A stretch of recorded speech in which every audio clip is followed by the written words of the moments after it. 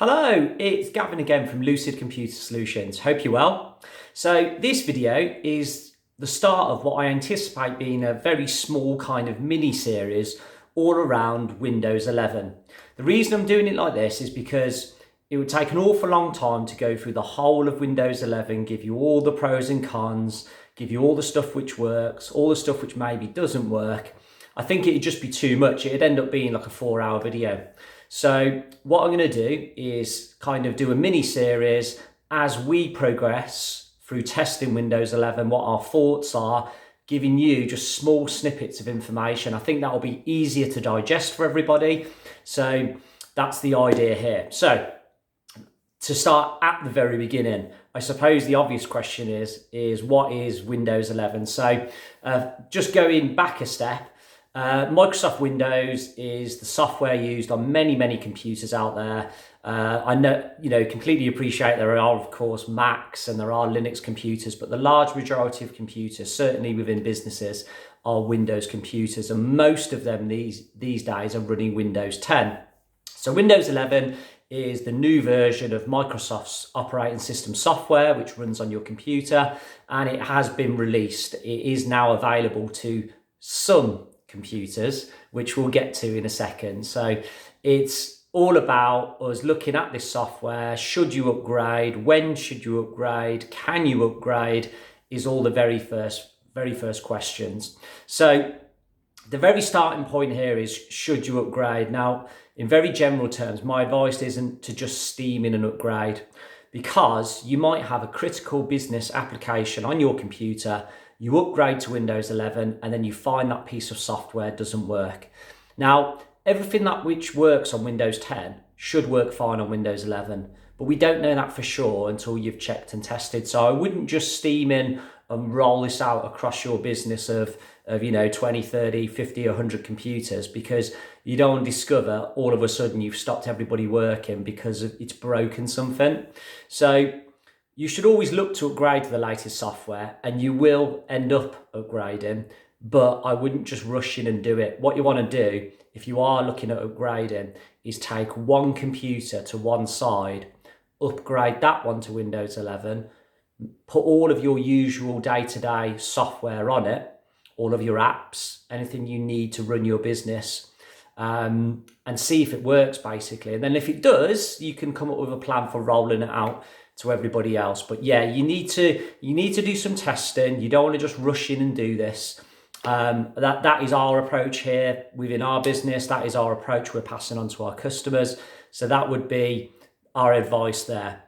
So when to upgrade, because obviously I said, just hold fire. There's no mass rush here. So first of all, if you're running Windows 10, which is a perfectly good operating system, that is still in full support. What that means is you'll still get your security updates. Microsoft will still support it until October 2025. So you've got years and years and years left in Windows 10. So there's no mad panic. Windows 10 isn't going anywhere. It's not being dropped. It's not being disregarded. You can continue to run it for many years. So there's mad rush. No mad rush even. In terms of the Windows 11 upgrade, when is that available? So that is available to some computers now, and it will become available to other computers for the rest of this year and then through all of 2022, basically.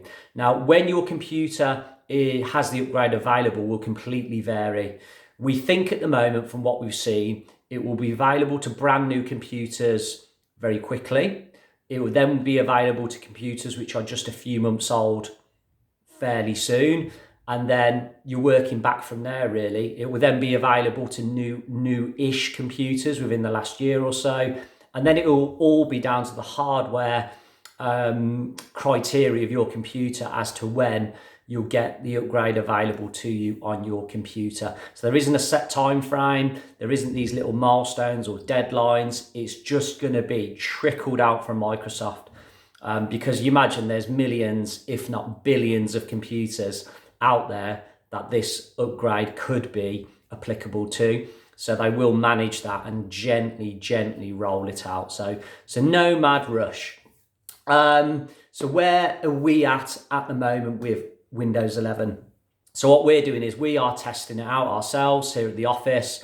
We've got it on a few computers here. We're putting all of our usual applications on it, as I mentioned at the start of this video, to make sure all of our day-to-day stuff works. We're seeing where things are on it. We're figuring out how to do things so we're able to advise and support our customers. So my thoughts are at the minute, and just to stress, this is going to be a series of little videos this. So my opinions are going to change. So whatever I say now is not set in stone. I will maybe have a different opinion in a week or in 2 weeks' time. So please do bear that in mind. But at the moment, I'm in this weird middle ground. I can't give you a great reason to upgrade yet. It's not like I've found that killer feature which isn't in Windows 10, which will make your lives easier and better. I've not yet come across that. At the same time, I can't tell you not to upgrade, because you do get the latest software, you do get the latest security kind of patches around that software as well, so you should be better protected and things.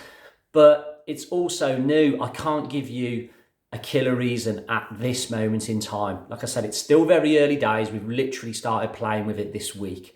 So I will update my opinion, let's say, as we go. And if you just wanted to see Windows 11, I will very quickly show you. This is it running on my laptop here. So that is just a very basic view of what it looks like. You'll notice there's no Windows button in the bottom left like there normally is. It's all in the middle.